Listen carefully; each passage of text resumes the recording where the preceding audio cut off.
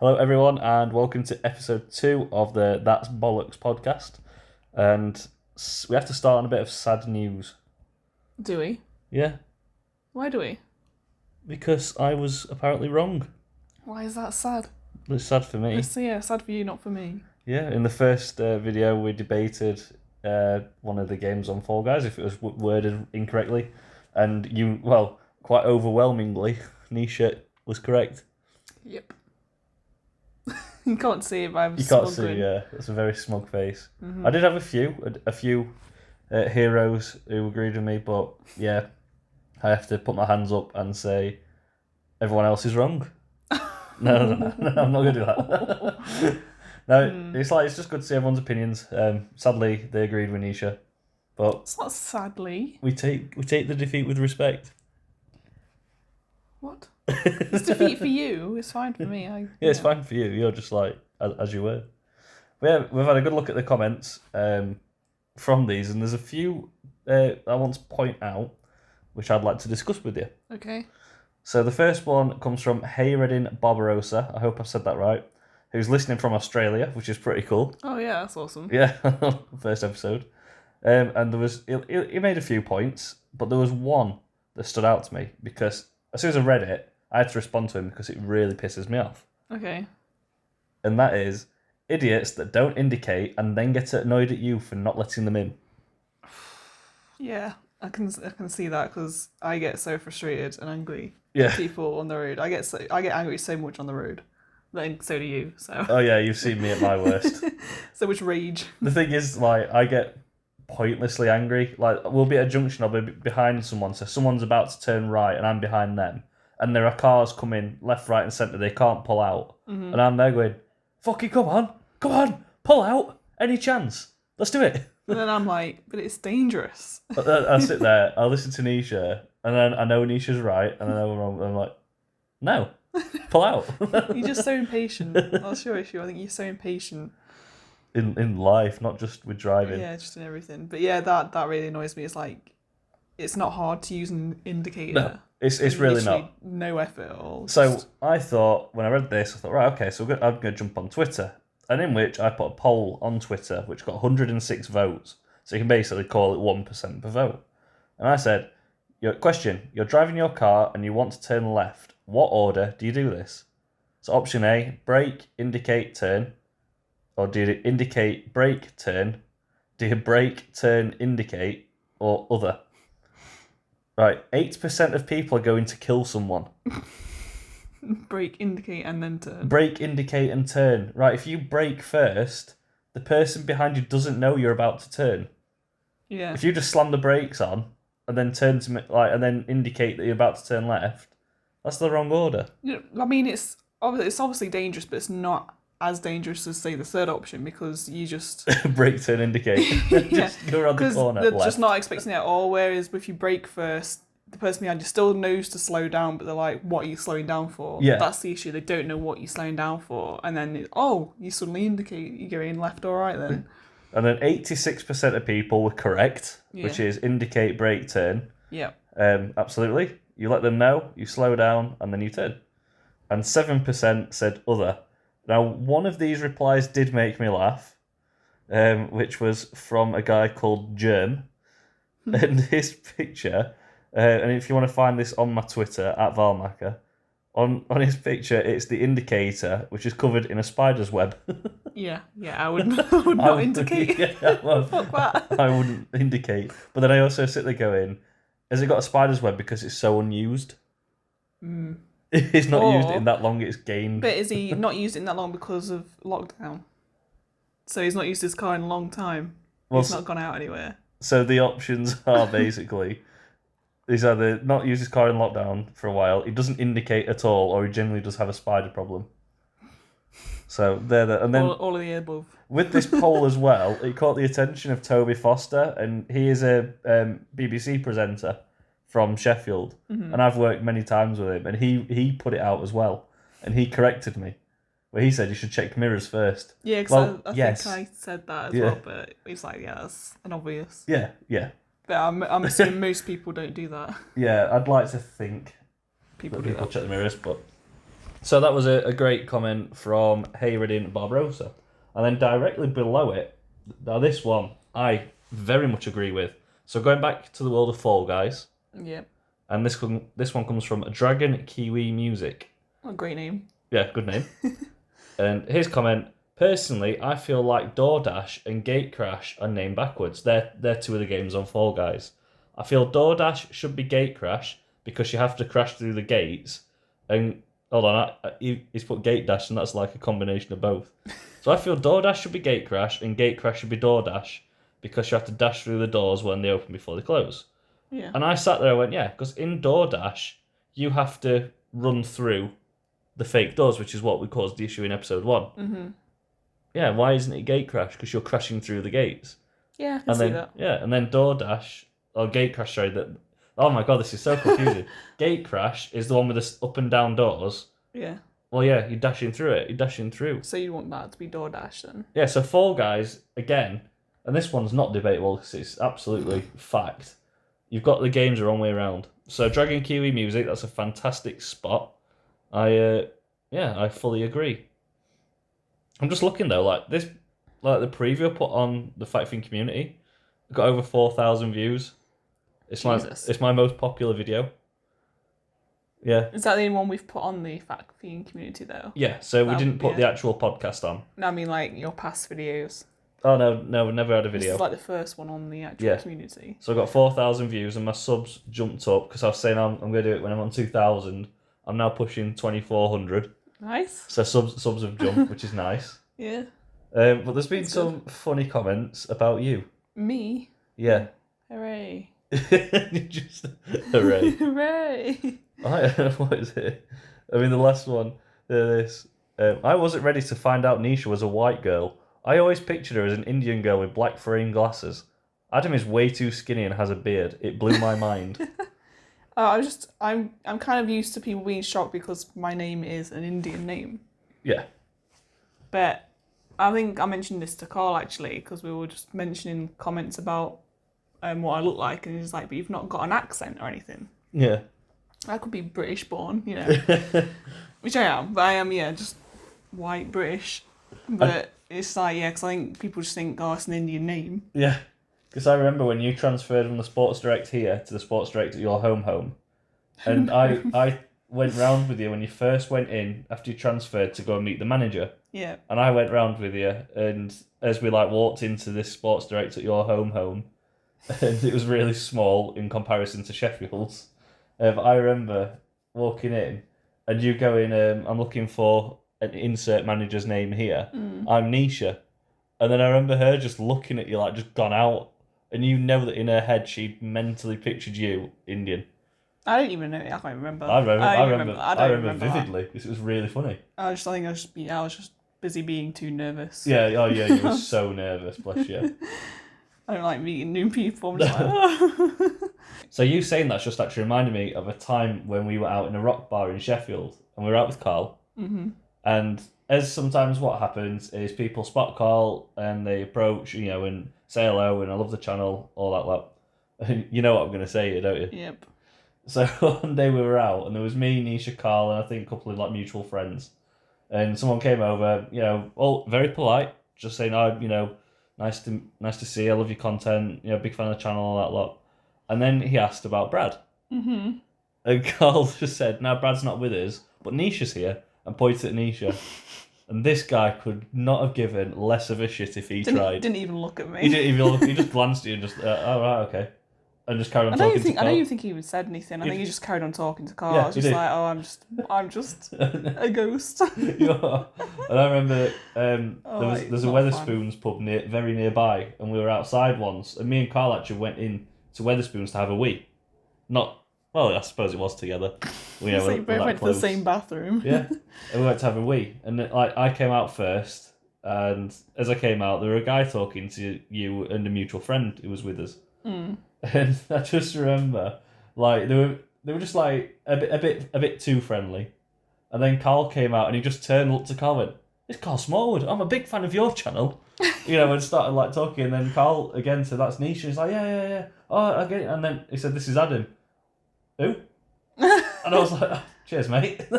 Yeah, because he was been stood talking to me and the person we were with, and I even introduced myself because he asked our names, and I said I'm Nisha, and then I thought, after he'd seen Carl, he would have put two two together. Oh, it's that Nisha. Yeah. But It took him a while. once he was talking to Carl, I didn't get a second look. No.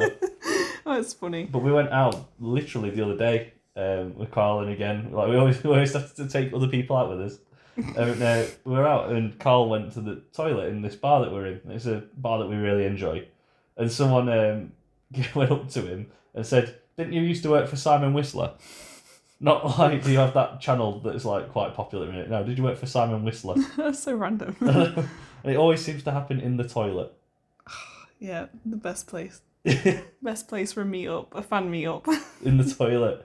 It's when we had that Fact Fiend Live event in February, just before like everything went to shit. And we had like a private toilet in this room where we had the event. And every time Carl went to the toilet, I was just expecting like 10 people to follow him in. I didn't even notice if that happened or not. I think I spent most of the night with Josh and Lucas and Jenna. Yeah, you're all playing your games. Yeah. This one guy challenged me to a table tennis match. That was great. I think I played some Smash. I can't remember. I think I was really bad at it. Well, I'll tell you the one thing that annoyed me that night, and you notice, and this is going to be like Fact Fiend revelations here. Is it? There's going to be some drama. Oh. Well, no, people are going to like fantasize the drama. There wasn't any drama. It just irked me. So on that day, me and Nisha went. We set up the room, and I went to the football match with my mum. So me and my mum went to Sheffield United match, and I gave everyone pretty strict instructions, like get to the pub for about 5:15, and then we open doors at 6. I said that, and I said United are playing. There's going to be traffic. I just went through the lot. Make sure you're there at 5. We need to plan out what we're doing because, again, we didn't plan anything. So we just had to like formulate some sort of structure. I was like, please get there for 5:15. My match finishes at 5. I'm going to jump straight in a taxi. I'm going to get straight up to the venue, and we'll see you there, and then we'll go through everything. At 6 o'clock, I think it was about 10 to 6, like 10 minutes before doors are supposed to open. Lucas messages the group, "Are we supposed to get in the taxi yet?" Oh God, yeah. And I was there like literally like as I came into the venue after the match, you could spot people who were like there for the event. Yeah. I looked at the manager and asked, "Oh, is Carl here yet?" He's like, "No." So and then it was just like there was just nothing. And then about 10 to 6, should we get the taxi booked yet? So obviously, coming from the other side of the city centre, in the match day traffic, crowd, literally I had to keep putting the doors back, and they got a point when like literally as soon as like Carl, Lucas, everyone arrived, I went straight downstairs and opened the door. Yeah, because the idea was for people to come early. We'll just make sure everything's set up right, just have a drink, have something to eat, just kind of chill before. Because I don't know how other people felt, but I was incredibly nervous. Yeah. As I always am in them sort of situations. So I was like, I just want to chill. I don't want to rush anything. But because everything felt very last minute, I was really like, oh. I mean, panicky. It just sums up Carl's motto, doesn't it? Professionally unprofessional.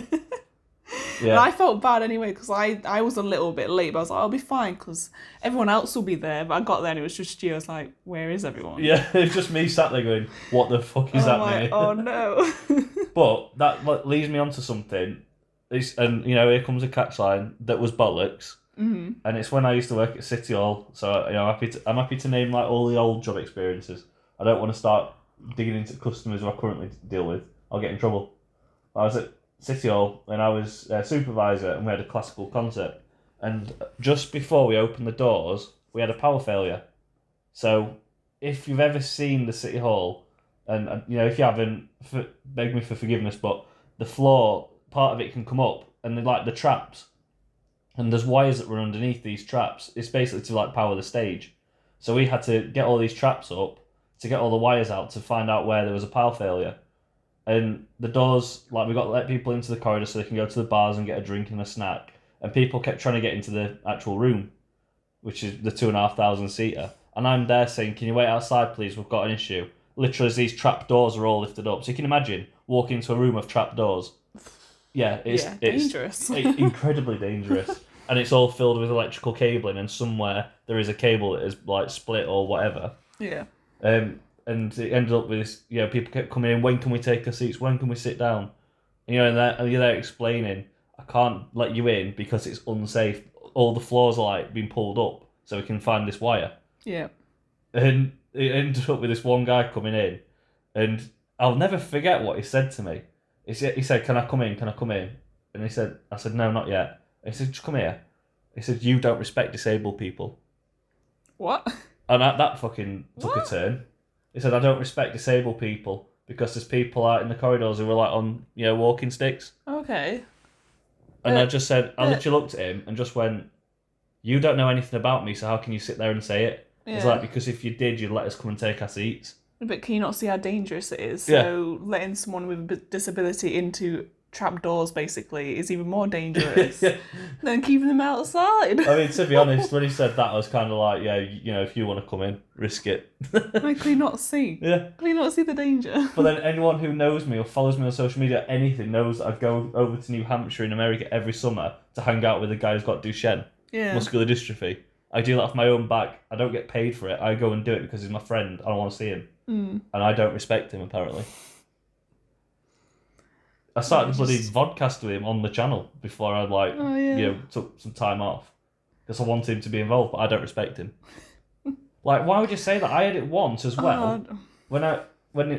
I'll say this, then you tell me your. No, it's fine. It's just my reaction to people like that. I'm just like, ugh. Yeah.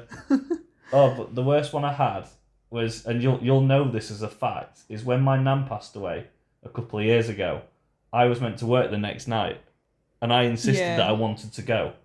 I wanted to go because I didn't want to sit at home and dwell on it. I wanted to get out. I wanted to get my mind off it.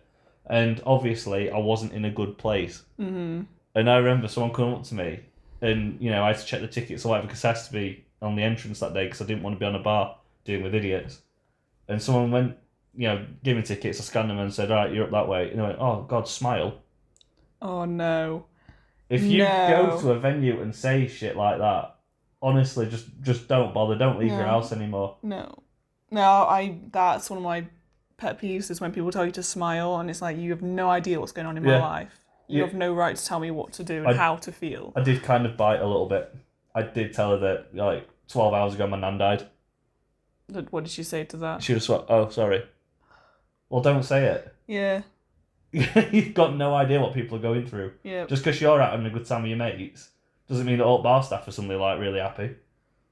Yeah, I can always remember there was it was my first year of uni. I was walking back to student accommodation, and I don't know if I was upset or it was just my face. It was just my my normal face. But Bitch face. This guy just went, "Go on, smile," and I just frowned at him, like the hardest frown ever. Like, who do you think you're talking to? What's that noise?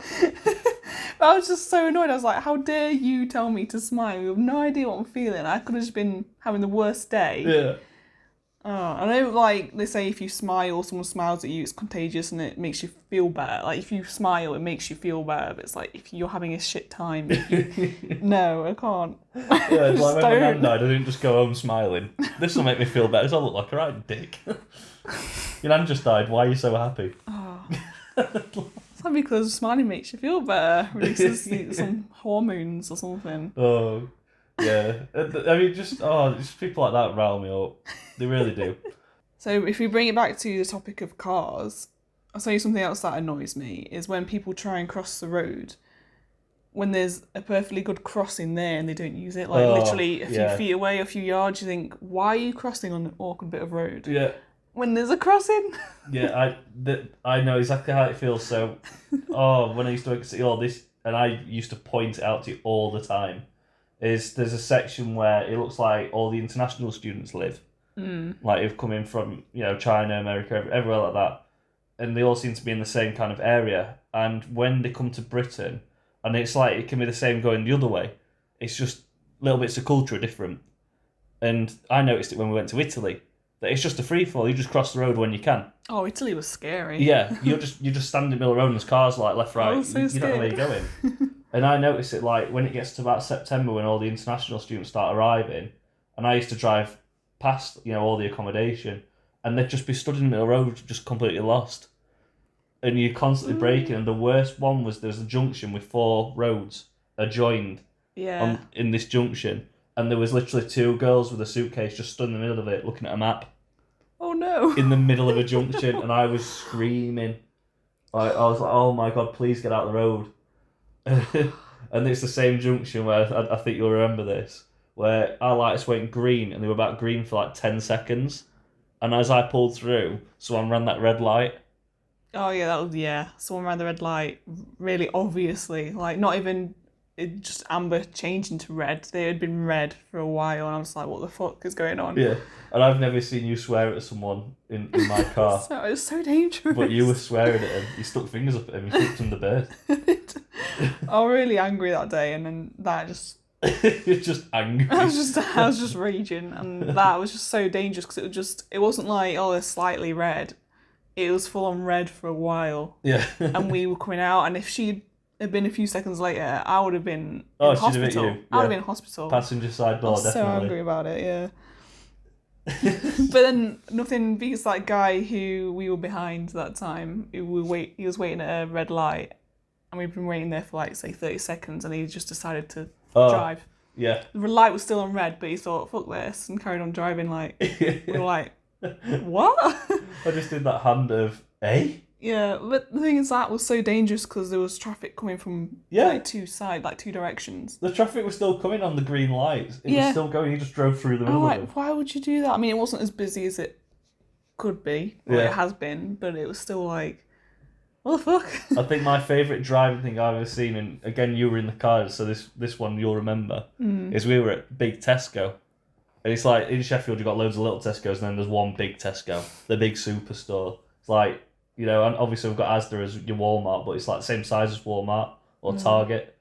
And as we were pulling out, there's a little petrol station that adjoins it, or sorry, for our North American friends, a gas station. And then there was that big Land Rover, and then all these police cars just surrounded this Land Rover, and it started forcing its way through. Yeah, because every time we drive past that now, you always say, "Can you remember when?" Can you remember when? Yeah, I remember when. Do you remember when we nearly crashed into that drug dealer? Because he cut me up. Oh, yeah. That was ages ago now, wasn't it? I mean, right, so what we're going to take from today's podcast lesson, this is like a life class now. This is like driving lessons. Yeah, it's for anyone who doesn't know how to drive.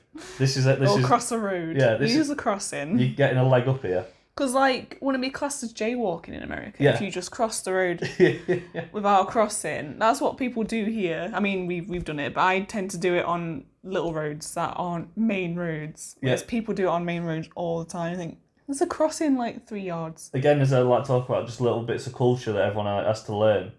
When I went to America the first time, literally the first time we left camp, we went for a walk to this pub that was nearby. And then we had this guy called Gabe, who was from Germany, and he just walked across the road. Oh no. And we were all like, oh my God, he's going to get arrested. And I know he'll get a fine, I don't need people correcting me. But yeah. We get arrested. Jail for you. 3 years in jail. What for? Jaywalking. Crossing the road. Yeah, we just waltzed across this road as all cars were coming. I'm like, oh my God, can't do that. To be honest, I only found out recently, really, that you could get fined for it. I was like, oh shit, I'm glad someone told me. I mean, I wouldn't want to cross a big American road anyway, just freely. I'd rather go to a crossing. Yeah. Well, this is the thing, again, touching on, because we go to New Hampshire, and when you stop at a red light in New Hampshire, you're allowed to turn red. You just have to stop, look, and then you can turn right. Yeah. That is not allowed in England.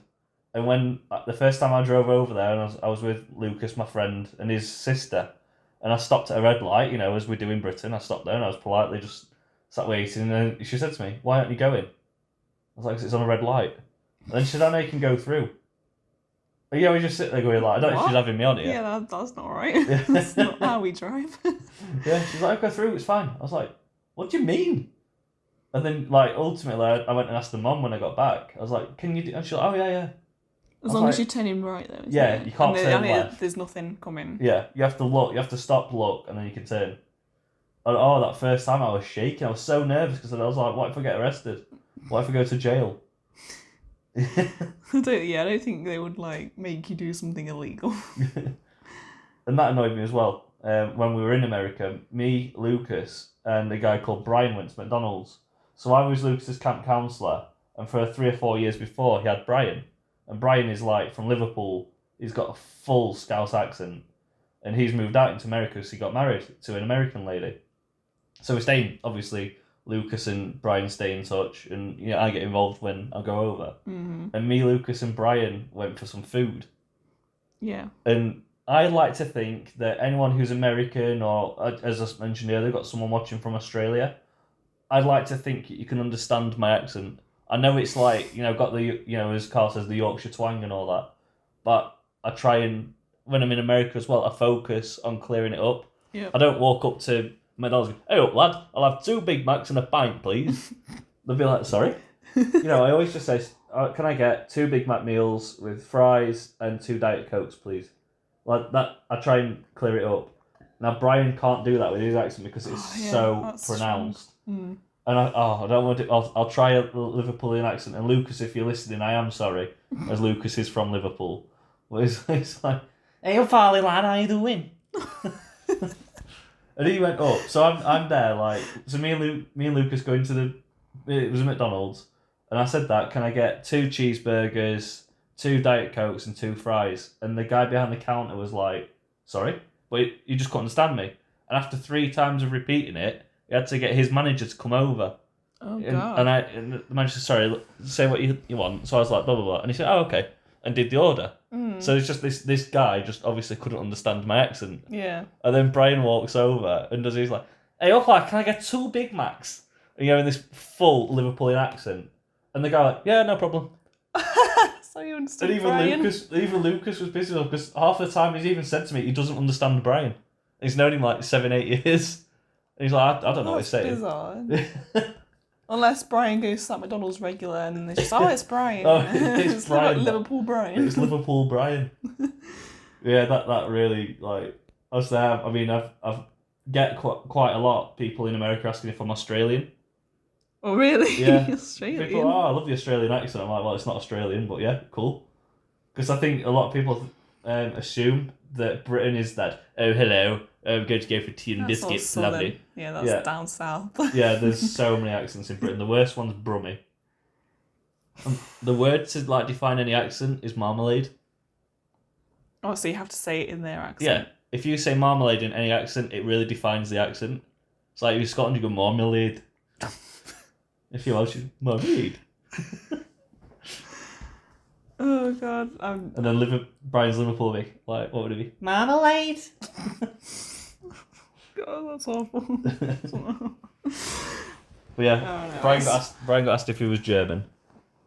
Well, I've been asked, what was it, in my 3rd year of uni, I had a teacher just for 1 module, because I did like a sound module just for 3 months.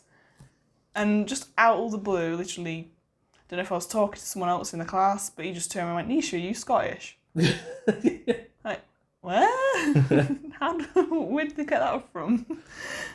I mean, I hear your accent. I don't think it's Scottish. No. You do say one word in a really weird way, though. Which one? Say 12. 12. You don't normally say 12, though. 12. You say 12. Yeah, well, that's what I've been brought with.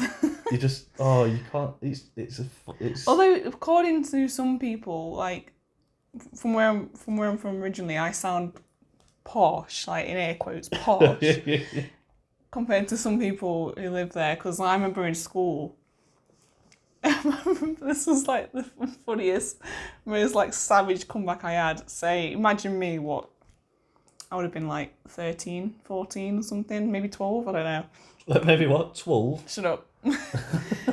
But I was talking to someone and there was this girl, I didn't really like her, she didn't really like me. But she just said, "Why'd you have to talk so posh?" And I went, "Why'd you be such a bitch?" Nisha spitting I would flames. never say anything like that now, like the balls on little Nisha. Little Nisha with watermelon-sized bollocks. I'm surprised she didn't like slap me or something.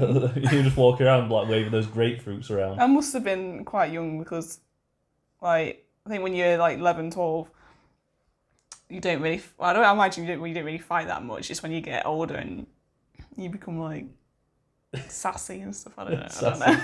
You start to fight more. I think we're at that time now, though, where we'll start wrapping it up. So I'll explain that in episode 3, we are being joined by a guest. Are we? Yeah. Lucas. Ooh. Lucas has been asked to think of his most petty grievances and will be joining us. And then while we're out with Carl the other night, Carl would like to get involved. Cool. And Brad wants to get involved. Cool. So basically everyone wants to get involved. I might just start messaging like my followers on Twitter. Do you want to get involved? Yeah. To be fair, that'd be alright actually, to speak to people for the first time. Yeah, and just hear like people's annoyances. Like, Yeah. it might be stuff you'd never thought and think, oh yeah, that really pisses me off. Well, you did something today that pissed me off.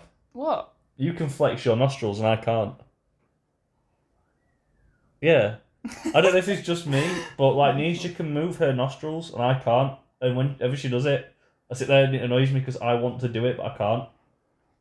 It just made me laugh because you're like, oh, fuck off. I'm like, why? Because I can't do it. Like, so if I can do something you can't, you're just going to tell me to fuck off every time. Oh god. That's why Nisha's pregnant. Fuck off! Yeah, I said, like, theoretically, if I was pregnant and had a child, you'd get annoyed and be like, oh, fuck off. I can't do this. I can't give birth. I'm like, okay. Just because you can't flex your nostrils. I don't even know how I do it. I just can. I can't even explain how to do it. I just do it. If anyone in the comments could let us know if you can flex your Like nostrils. flare, maybe another word for it. Flare. When you like Flex. It's like flex and like in and out. it's like abs. I'm just flexing my abs. I don't even know. I can't even describe how I do it. I just do it. But yeah, It's like people can move their ears. oh no, people who move their ears are just I can't even. they're the devil. It's like I have no feeling there. Yeah, I have no feeling. I can't feel my ears. How do you move them? Like, So right, yeah, chuck any comments in the comment section, and we might point them out for episode 3, and we'll go through them with Lucas and see his opinions. I know what his biggest grievance is, and like he's very passionate about the subject a lot more than I am. mm-hmm. So it'll be interesting to hear how in depth he goes with it and how angry he gets. Because I've never seen Lucas angry. Every time I've seen Lucas, he's just right friendly and happy. He's just so chill. Yeah, he is. I want to see like that vengeful Lucas. But I've known him a long time. I don't even know if I've seen him angry. So I was looking through when we were out. We were looking through old pictures, and I'm like, so many pictures of Lucas with all these different hair colours. Yeah. I'm like, I've known him a long time because he's there on my 20th birthday. I'm like, oh, orange-haired Lucas. Cute Lucas. But yeah, so hopefully you join us for episode 3. Thank you very much for tuning into this one. And yeah, throw any comments. We might pull some out like we did today. Any final words, Nisha? That sounds like I'm going to batter you. Any final words before you get shot? Help. Yeah. Send help.